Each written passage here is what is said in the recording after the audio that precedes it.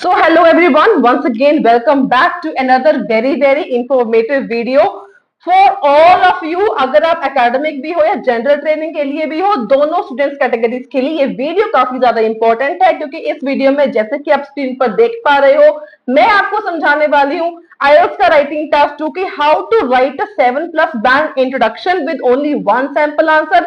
Single format बताऊंगी and इसी format से सारे के सारे सैंपल्स आपके डन हो जाएंगे। मैं आपको हर एक टाइप ऑफ जो इंपॉर्टेंट एसेज हैं, 5 टाइप ऑफ एसेज हमारे पास बहुत ज्यादा इंपॉर्टेंट होते हैं, इन्हीं में से एग्जाम में पेपर आता है हमेशा। इवन के हमेशा जो एग्जाम में क्वेश्चंस आते हैं टास्क 1 के, टास्क 2 के एकेडमिक है या जीटी है, हमेशा they are always repeat from our material and our PDF.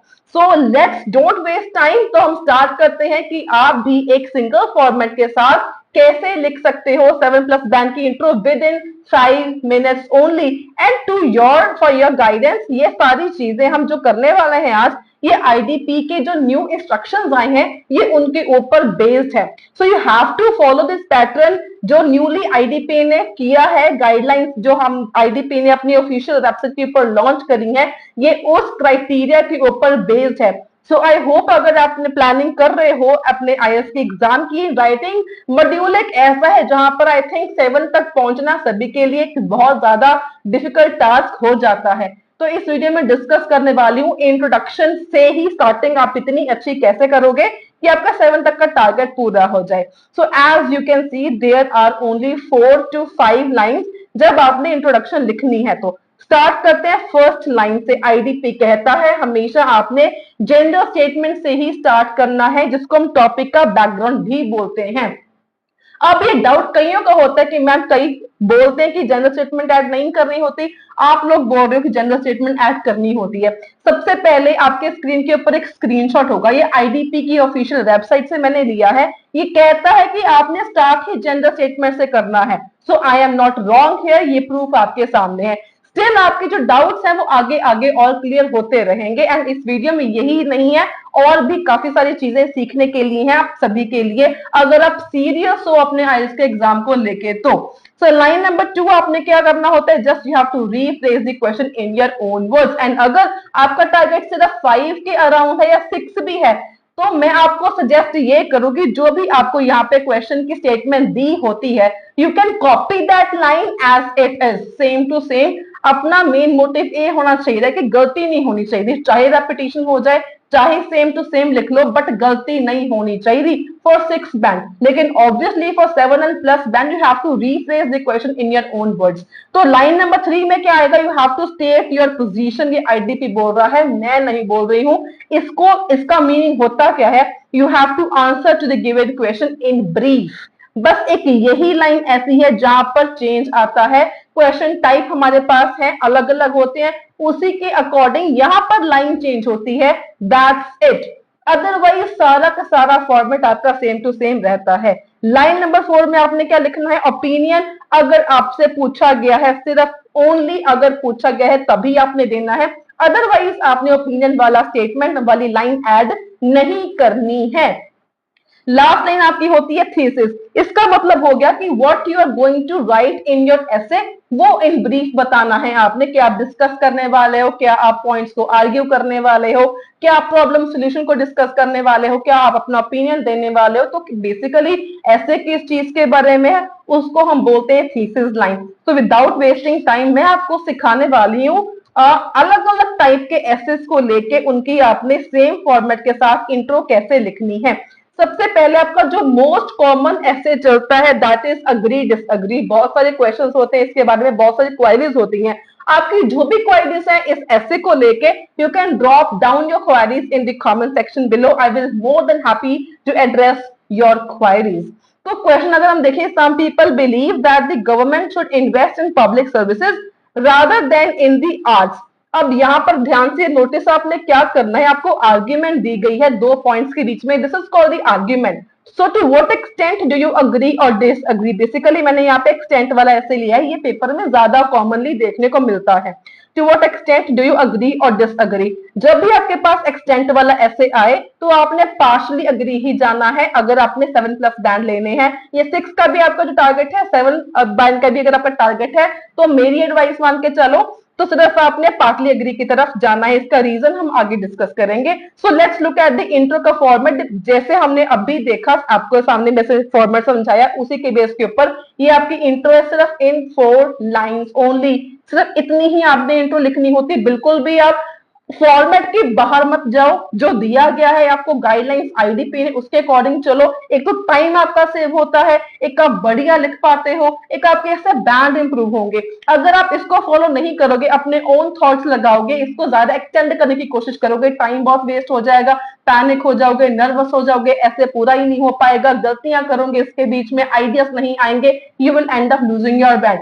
सो अगर जो भी मेरी बात मान के चलता है, जो मुझे फॉलो करता है, उसके डिजायर्ड बैंड स्कोर से ज्यादा बैंड ही आते हैं हमेशा। लास्ट 2 डेज मैंने रिजल्ट्स की ही मैंने शॉर्ट्स पोस्ट किए थे, 4 रिजल्ट्स मैंने पोस्ट किए एंड सभी के results were awesome. So start करते हैं अपने जेंडर स्टेटमेंट से। जैसे मैंने बोला आपने स्टार्ट करना था, public funding plays a significant role in shaping a country's future. ये होगी मेरी जेंडर लाइन। ये हमेशा टॉपिक के रिलेटेड होनी चाहिए, आप कोई भी लाइंस को क्रैम नहीं कर सकते हो। अगर आपका स्कोर 7+ है तो आपने कोशिश करो क्रैम मत करो, टॉपिक को लेके एक छोटी सी लाइन बनानी होती है। जो लाइन, इसका मैं आपको आइडिया दे रही हूँ, हमेशा सिग्निफिकेंस को लेके, इंपॉर्टेंस को लेके बनाओ। टॉपिक उठा लो, कौन सा इसकी सिग्निफिकेंस देखो क्या है, दैट्स इट। इसको सिग्निफिकेंस को लेके आप हमेशा जनरल लाइन बना सकते हो। Public funding plays a significant role. अब यहाँ पे public funding, it is called collocation, means 2 words that naturally go together are called collocation. तो 7+ के लिए ये चीजें इंपॉर्टेंट हैं। Significant role again collocation, country's future again collocation. इसके बाद हमने किया रीफ्रेज। मैंने रीफ्रेज कैसे किया, वाइल का यूज करके मैंने रीफ्रेज किया। जब भी आपके पास आर्ग्यूमेंट्स होते हैं दो, तो आप वाइल का यूज करो। एक तो इजी बनता है, आपका रॉन्ग नहीं होता है, कंपैरेटिव सेंटेंस बन जाता है, आपका टारगेट पूरा हो जाता है एंड आपके बैंड एलिवेट हो जाएंगे। So while some argue that public services should be prioritised, आपने क्या करना है, आपकी 7+ बैंड के लिए पीछे होती है आपकी selection of words and your types of sentences. जैसे कि मैंने यहाँ पे, बहुत ध्यान से लिखो, मैंने यहाँ पे क्या लिखा है, मैंने वाइल का यूज किया। While some argue that public services should be prioritised over the arts, इसको मैंने कर दिया रीफ्रेज। मतलब ऊपर था रादर देन के साथ आपका क्वेश्चन था, तो मैंने यहाँ पे कंपैरेटिव सेंटेंस ही लिया, लेकिन मैंने यहाँ पे ओवर का यूज किया। ये इतना अच्छा सेंटेंस है ना, अगर आप जब भी आपके पास 2 आर्ग्यूमेंट्स हो तो आप ओवर को लेके इस तरीके का सेंटेंस बना सकते हो। बहुत ये अच्छा लगता है सेंटेंस एंड बहुत ही ये बहुत अलग सेंटेंस है, नया सेंटेंस है। ये कोई बताता भी नहीं है ऐसी सेंटेंस की फॉर्मेशन। अगर आपको सीखने को मिल रही है, इनको नोट कर लेना ताकि आप इनको अपने एसेज में इनकॉर्पोरेट कर सको। सो ओवर मैंने यहाँ पे लिखा, while some argue that public services should be prioritised over the arts. Question हमारा यही था, आई पार्टली अग्री। अब मैंने यहाँ पे क्वेश्चन का आंसर दे दिया। हमारा फॉर्मेट यही था, जेंडर स्टेटमेंट, उसके बाद रिफ्रेश कर दिया, फिर आपने क्वेश्चन का आंसर देना। I partly agree with this view, मैं इस व्यू के साथ पार्टली अग्री करती हूँ, प्लस आपने इसका रीजन देना है। मतलब मैंने कहा था कि आपने क्या करना है, अपना क्वेश्चन को आंसर करना है इन ब्रीफ। इसके साथ मतलब आप एक और रीजन कर सकते हो, जो भी ये रीजन है छोटा सा इन ब्रीफ। सो मैंने यहाँ पे बोला, as both contribute differently to society, दोनों का अपना अपना रोल है कॉन्ट्रीब्यूशन का इन सोसाइटी, इसलिए मैं पार्टली एग्री करती हूँ। तो थीसिस लाइन क्या होगी, अब मैं क्या लिखने वाली हूँ आगे ऐसे में, this essay will discuss why a balanced approach is essential to ensure holistic development. All round development को हम बोलते हैं होलिस्टिक डेवलपमेंट। ये चीज आप कहीं पर भी यूज कर सकते हो। इसमें कई सारे वोकैबुलरी वर्ड्स ऐसे हैं, कोलोकेशंस ऐसी हैं जो आप डिफरेंट डिफरेंट एसेज में इसको यूज कर सकते हो। तो ये था आपका फॉर्मेट, अग्री एंड डिसअग्री था। सिंपल मैंने सिखाया, कोई इसमें से बहुत मुश्किल नहीं था। सिर्फ यहाँ पे मैंने एक चीज बताई आपको, जब भी टू एक्सटेंट वाला क्वेश्चन आए तो आपने पार्टली वाली साइड जाना है, ताकि हम इसको आगे बहुत इजी वे से इसको नोट डाउन इसको हम कर सकें। जब भी आप ऐसे लिखने जाते हो तो आपको प्रॉब्लम्स कहां पर आती हैं, आइडिया जनरेशन में, वोकैबुलरी में, सिनोनिम्स में, कोलोकेशन में। तो इसके लिए मेरा स्पेशल कोर्स है, स्पेशल मटेरियल है, क्योंकि हमारे मटेरियल में से ही हमेशा क्वेश्चंस आते हैं, चाहे आप एकेडमिक हो चाहे आप जनरल ट्रेनिंग हो। राइटिंग टास्क 1 है, राइटिंग टास्क 2 है, हमेशा हमारे वाले मटेरियल में से ये चीजें रिपीट होती हैं। एंड अगर आपको भी इनमें से प्रॉब्लम है तो आप हमारा स्पेशल क्रैश कोर्स को परचेज कर सकते हो, जो कि बहुत फेमस है, कईयों ने परचेज करके इसको डिजायर स्कोर से ज्यादा अचीव भी किया है। एंड इसमें आपको ये सारे फीचर्स मिलेंगे एट जस्ट ₹99। राइटिंग का जो मॉड्यूल का जो क्रैश कोर्स है, कंप्लीट क्रैश कोर्स आपको मिलेगा एट जस्ट ₹99। इतने इकोनॉमिकल में आपको कहीं पर भी कोई इतना बेनिफिट नहीं मिलेगा जितना हम आपको प्रोवाइड कर रहे हैं। प्लस इसके साथ आपको एक मैं एडिशन दे रही हूं, आपको एक राइटिंग टास्क 1 की एंड एक राइटिंग टास्क 2 की इवैल्यूएशन प्लस फीडबैक भी मिलेगी अगर आप इस क्रैश कोर्स को परचेज करते हो तो, ताकि आपके जो डाउट्स हैं हम क्लियर करवा सकें। सो ये था क्रैश कोर्स के बारे में थोड़ी सी आपको नॉलेज देने के लिए, थोड़ा सा आपको बताने के लिए, डिस्कस करने के लिए। नेक्स्ट हम डिस्कस करने वाले डिस्कशन टाइप ऑफ ऐसे। अगेन ये ऐसा है जो पेपर में काफी बार रिपीट होता ही है, इसको भी आप स्किप नहीं कर सकते हो। Some people think that it is better to educate boys and girls in separate schools, while others believe that boys and girls benefit more from attending mixed schools. Discuss both views and give your own opinion. ये question अक्सर type जो है paper में आपको देखने को मिलती है। तो अगेन फॉर्मेट हमारा सेम रहेगा। स्टार्टिंग आपने की जेंडर स्टेटमेंट से कैसे करना है, द डिबेट ओवर, ये फ्रेज आप यूज कर सकते हो, the debate over how to educate children effectively. Collocation की मैंने बात करी थी, educate children effectively. Remains a topic of interest, a topic of debate लिखते हो आप, a topic of and concern लिखते हो आप। सो टॉपिक ऑफ इंटरेस्ट भी आप यहाँ पे कुछ अलग ट्राई करो, डिफरेंट चीजें ट्राई करने की कोशिश करा करो। इसके बाद आपने क्या करना है, रीफ्रेज प्लस आपने रीजन दे देना है। ये बहुत सारा इंपॉर्टेंट चीजें हैं। अब डिस्कशन में फॉर्मेट तो सेम रहेगा, लेकिन आपने जब रिफ्रेश करना है तो साथ ही में आपने इसका रीजन दे देना है। कैसे, लेट्स सी। सो अगेन आपने वाइल से स्टार्ट किया, मैंने सेम चीज रखी हुई है रेक टाइप ऑफ ऐसे के लिए, ताकि आपको समझना आपको इजी हो जाए। So while some advocate single gender schools to improve focus, others argue that mixed gender schools encourage better social skills and cooperation. मतलब आपने कॉमन आइडियाज ही चूज करने होते हैं। मैंने यहाँ पे रीफ्रेज भी कर दिया, साथ में मैंने रीजन भी यहाँ पे दे दिया। क्यों? क्योंकि हमने डिस्कस बोथ यूज करने हैं, डिस्कशन टाइप ऑफ ऐसे है। जब आपने डिस्कशन ऐसे करना है, आपने क्या करना है, पहले एक व्यू बता दो, उसके साथ उसका रीजन दे दो इन ब्रीफ इन शॉर्ट। मतलब while some advocate of single gender school, जो कई है वो सिंगल जेंडर स्कूल के फेवर में है। क्यों? Because they improve focus. Others argue that जो मिक्स जेंडर स्कूल्स हैं वो क्या करते हैं, that encourage better social skills and उससे कोऑपरेशन बच्चों को सीखने को मिलती है। इसमें हमने क्या किया, रिफ्रेज के साथ हमने रीजन दे दिया। इसके बाद आपने क्या किया, अपना ओपिनियन देना, इसमें पूछा गया था तो आपने साथ ही में अपना ओपिनियन देना है। तो इसमें बीच में हमने क्या किया, रिफ्रेज के साथ हमने क्वेश्चन का आंसर भी दे दिया साथ में ही। तो इन ब्रीफ आपने आंसर देना है। अगर आपका टारगेट मिनिमम 7 है तो, लेकिन 6 वाले भी ये चीजें सीख सकते हैं, कोई इतनी मुश्किल चीजें ये नहीं है। विद प्रैक्टिस आपको ये चीजें आ जाएंगी।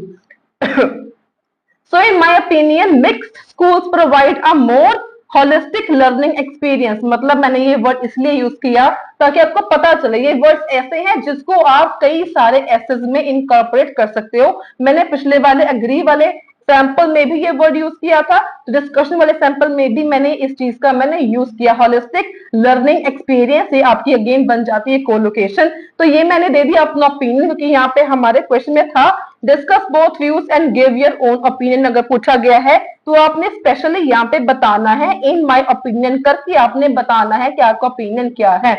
सो इन दी थीसिस लाइन आप कैसे लिखोगे, this essay will explore both views, क्योंकि आपका डिस्कशन टाइप ऑफ essay था, and explain why I support को एजुकेशनल एनवायरमेंट्स। आपने यहाँ पे बता दिया कि आप ज्यादा सपोर्ट करते हो को एजुकेशनल एनवायरमेंट को, इसका आपने एक्सप्लेन करना है इन द अपकमिंग पैराग्राफ्स। तो ये आपकी थी डिस्कशन टाइप ऑफ ऐसे की intro with the same format. You can take the screenshot and you can practise this accordingly. अगर आपके पास क्वेश्चंस की पीडीएफ है, अगर आपके पास क्वेश्चंस की पीडीएफ नहीं है तो आप मेरा क्रैश कोर्स को परचेज कर सकते हो, क्योंकि हमारे क्रैश कोर्स में से ही हमेशा मटेरियल जो क्वेश्चंस हैं पेपर में रिपीट होते रहते हैं।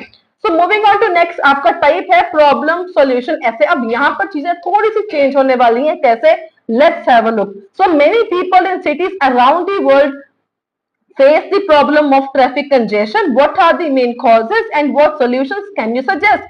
आपको यहाँ पे मेन कॉजेस पूछ रहे हैं एंड इसका आप सजेशंस क्या दोगे, सॉल्यूशंस क्या दोगे, वो आपसे पूछे। इसको हम बोलते हैं प्रॉब्लम सॉल्यूशन ऐसे। अब अगर आप यहाँ पे ध्यान से देखो, हमारे पास यहाँ पे एक जस्ट स्टेटमेंट दी गई है कि एक प्रॉब्लम है, ये प्रॉब्लम क्यों है, इसका सोल्यूशन क्या हो सकता है, इसको बोलते हैं प्रॉब्लम सॉल्यूशन। अगर आप अग्री डिसएग्री वाले ऐसे को ध्यान से देखो एंड डिस्कशन वाले ऐसे को अगर आप यहाँ पे ध्यान से देखो, इसमें आपके पास क्या है, डिस्कशन है, इसमें आपके पास आर्ग्यूमेंट्स हैं, दो ओपिनियंस दिए गए हैं जिसके बीच में आपने आर्ग्यूमेंट देना होता है। यहाँ पे कोई पर्टिकुलर स्टेटमेंट नहीं है, यहाँ पे आपको दो स्टेटमेंट्स के बीच में, दो ओपिनियंस के बीच में आपको आर्ग्यूमेंट दे रखी है।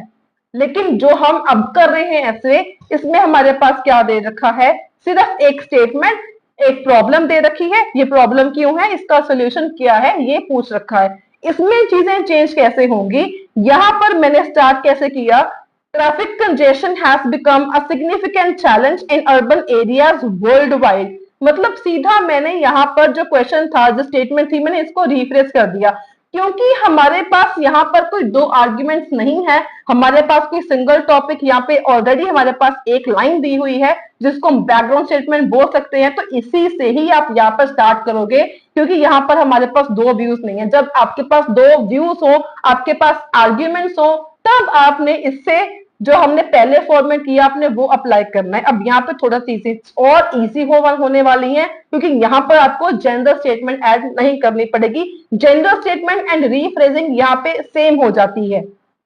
जैसे कि आपने यहाँ पे अभी देखा, traffic congestion has become a significant challenge in urban areas world wide, ये आपका बैकग्राउंड भी बता रहा है, क्वेश्चन को रिफ्रेज भी कर रहा है। तो इससे हमें डबल लाइंस नहीं लिखनी है, सिंगल लाइन ही हमने यहाँ पर लिखनी है। इसके बाद आपने क्या करना होता है, क्वेश्चन को आंसर देना होता है। रीफ्रेजिंग के बाद you have to answer the question. यहाँ पे क्वेश्चन क्या है, प्रॉब्लम्स क्या है, क्यों है एंड इसके सॉल्यूशंस क्या है। So this issue often results from, ये आप फ्रेज यूज कर सकते हो प्रॉब्लम सॉल्यूशन ऐसे में, पूरा same to same. This issue often results from factors such as population growth and inadequate public transport system। मैंने यहाँ पर ऊपर बता दिया कि ये प्रॉब्लम्स क्यों आती हैं, मैंने पहले इसका ऊपर से ब्रीफली मैंने आंसर दे दिया। अब जो यहाँ पर लिखते हो ना, प्रॉब्लम्स आपने जो लिखी, इसी को ही लेके आपने BP1 में आगे एक्सप्लेन करना है, इसी पॉइंट्स को आप आगे करोगे एक्सप्लेन। सो थीसिस आ गई, this essay will discuss these causes, ये कॉजेज है, क्यों है, इसको डिस्कस करेंगे and propose practical solutions to improve urban mobility, again choosing words and vocabulary collocations, types of sentences matter a lot and they will help you a lot in scoring more than 7 in your IELTS writing module। so इसमें सिर्फ आपकी 3 lines बनेंगी and जो word limit मेरे intros की होती है, basically it ranges from 50 to 60 and इतनी ही वर्ड लिमिट आपकी रहनी चाहिए। जितना आप प्रिसाइज लिखोगे उतनी आपकी मिस्टेक्स कम होंगी, उतना आप अच्छा लिख पाओगे, उतनी आप वोकैबुलरी अच्छी यूज कर पाओगे, उतना आपका स्कोर एलिवेट होगा। जितना ज्यादा लिखोगे उतनी ज्यादा मिस्टेक्स करोगे, उतनी वोकैबुलरी आपकी रेपिटेशन होती रहेगी, इनफॉर्मल वर्ड्स ऐड कर दोगे, गलत वर्ड्स ऐड कर दोगे एंड आपकी मिस्टेक्स ज्यादा होने से होगा क्या, बैंक कम हो जाएंगे ultimately. So just follow this simple pattern and practise this according to only the intros of the format given to you by the IDP। ये फॉर्मेट्स मेरे नहीं है, अगेन ये जो फॉर्मेट्स है ये IDP ने दिए हुए हैं। सिमिलरली जो हमारा एडवांटेज डिसएडवांटेज का ऐसे है, ये भी बिल्कुल सेम चलेगा जैसे हमने अभी किया था प्रॉब्लम सॉल्यूशन ऐसे वाला। Let's see how. So more and more people are working from home as a result of advances in technology. यहाँ पर भी हमें अगेन आर्ग्यूमेंट्स नहीं दिए गए हुए हैं, सिंगल हमें एक बैकग्राउंड स्टेटमेंट, एक थॉट दिया गया है and you have to answer to the advantages of this outweigh disadvantages। तो मैंने यहाँ पे जो हमने पीछे सीखा सैंपल प्रॉब्लम सॉल्यूशन का, बिल्कुल सेम वैसा ही इसका सैंपल जाएगा, बैकग्राउंड स्टेटमेंट प्लस रिफ्रेज एक ही बन जाएगी। The growing trend of remote working, मतलब द ग्रोइंग ट्रेंड, ये आप अगेन कोलोकेशंस को कहीं पर भी यूज कर सकते हो। The growing trend of remote working has become a significant topic of discussion in recent times. बहुत ज्यादा सिंपल है, अगर आपने इसको रिफ्रेज करना है, इससे इजी मेथड रिफ्रेजिंग का नहीं हो सकता है। इसके बाद था कि do the advantages outweigh disadvantages. अब इसको आंसर करने का तरीका देखो, बहुत अच्छा तरीका है ऑल्दो को यूज करके। Although some argue that it can isolate employees, मतलब isolate का मतलब होता है अलग अलग कर देना, एक एनवायरमेंट क्रिएट नहीं हो पाता है। तो मैंने यहाँ पे क्या बताया, मैंने ऑल्दो लगा के एक बता दिया disadvantage. I believe the advantages of working from home generally outweigh the drawbacks। मतलब बेशक इसका ड्रॉबैक है, लेकिन जिसके एडवांटेजेस हैं वो ज्यादा हैं। मैंने यहाँ पे अपना आंसर भी दे दिया प्लस इसका रीजन भी दे दिया। इन शॉर्ट ये होता है स्मार्टली प्ले करना। इस ऐसे तरीके के सेंटेंसेस को आप यूज कर सकते हो। इसके बाद लास्ट लाइन आ गया आपकी थीसिस की, दिस ऐसे विल एक्सप्लोर बोथ साइड्स को एक्सप्लोर करेगा and explain why remote work is a positive development. आप इसको एडवांटेजेस को क्या बोल सकते हो, पॉजिटिव डेवलपमेंट, ताकि आपकी रेपिटेशंस ना हो। रेपिटेशंस को अवॉइड करने के लिए you can use in place of advantages आप लिख सकते हो पॉजिटिव डेवलपमेंट।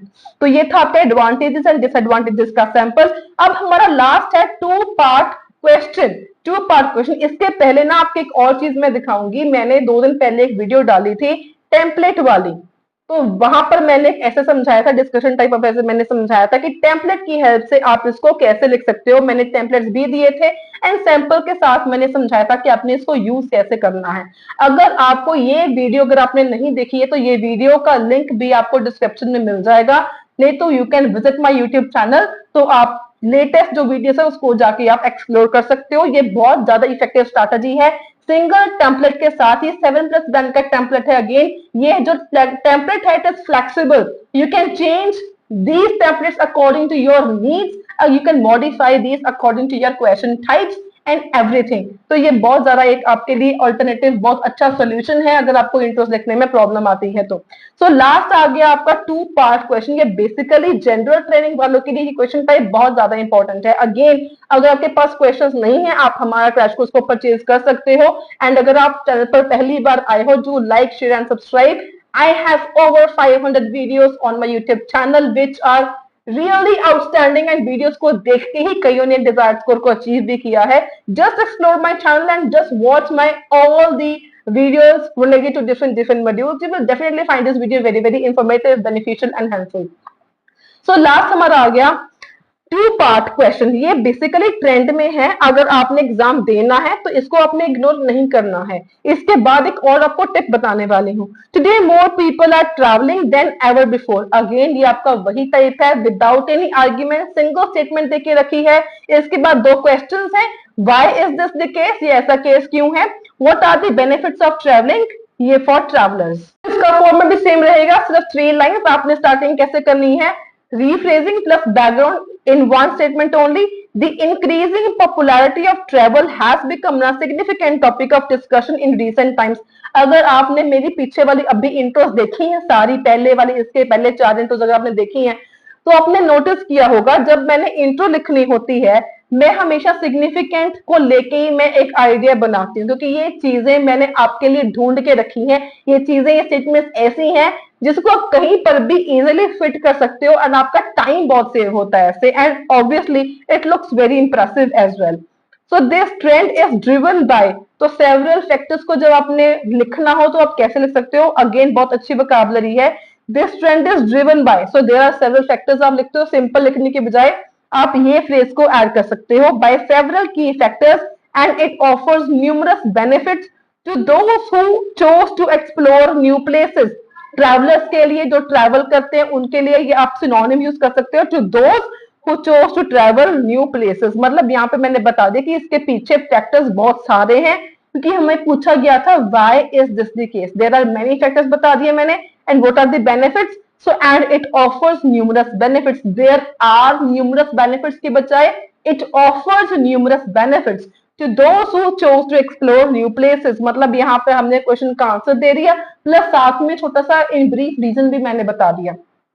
लास्ट आपकी आ गई thesis line. This essay will examine the main reasons behind the surge in travel। Obviously जो आपका ऐसे अपने उसको डिस्कस करना है तो आप उसको रिफ्रेश कर सकते हो। This essay will examine the main reasons, क्योंकि why is this the case था। why मतलब main reasons behind the surge in travel and highlight the advantages it brings to travelers। and travelers के लिए इस चीज के क्या advantages हैं, I will also highlight those। so आपने जो BP1 में लिखना है, जो BP2 में लिखना है, उसको बोलते हैं थीसिस की आप आगे क्या लिखने वाले हो। तो ये आपका फॉर्मेट हो गया 2 पार्ट क्वेश्चन का। एक क्वेश्चन है बहुत ज्यादा और ट्रेंड में चलता है, वो आपका है for example to today more people are travelling than ever before. इसके बाद आपको दे देंगे क्वेश्चन, दे देंगे व्हाट इज योर ओपिनियन। एक सिंपल स्टेटमेंट देके इसके बाद आपको बोल देंगे व्हाट इज योर ओपिनियन। ये ऐसे अगेन कनाडा के जो एग्जाम्स आते हैं उसमें ये ट्रेंड में बहुत ज्यादा चलता है, अक्सर ये क्वेश्चन आ जाता है। तो ओपिनियन आ गया, मतलब इसका मतलब होता है कि आपने अग्री करना है, डिसअग्री करना है। इसका इंट्रो कैसे बना होगा, you have to comment me in the comment section below. And अगर आपको आज की वीडियो से कुछ सीखने को मिला हो, कुछ बेनिफिशियल लगा हो, and if you are new to my channel, जो लाइक ज्यादा से ज्यादा इसको शेयर करो, सब्सक्राइब भी करो, ताकि ये चीजें मुझे भी मोटिवेट बहुत करती हैं to work even more harder and आपके लिए ऐसी ऐसी शॉर्टकट टेक्निक्स एंड ट्रिक्स भी लेके आऊं। अगर आपको मल्टीपल चॉइस में दिक्कत आती है तब भी मेरी वीडियोस पड़ी हुई हैं बहुत ही ज्यादा इजी टिप्स एंड ट्रिक्स वाले मेथड्स के साथ। You can watch those videos as well. So that's all for the day. अगर आपको इस वीडियो से कुछ सीखने को मिला हो, do like, share and subscribe my channel, and until then stay happy, stay healthy and all the very very best for your IELTS exam.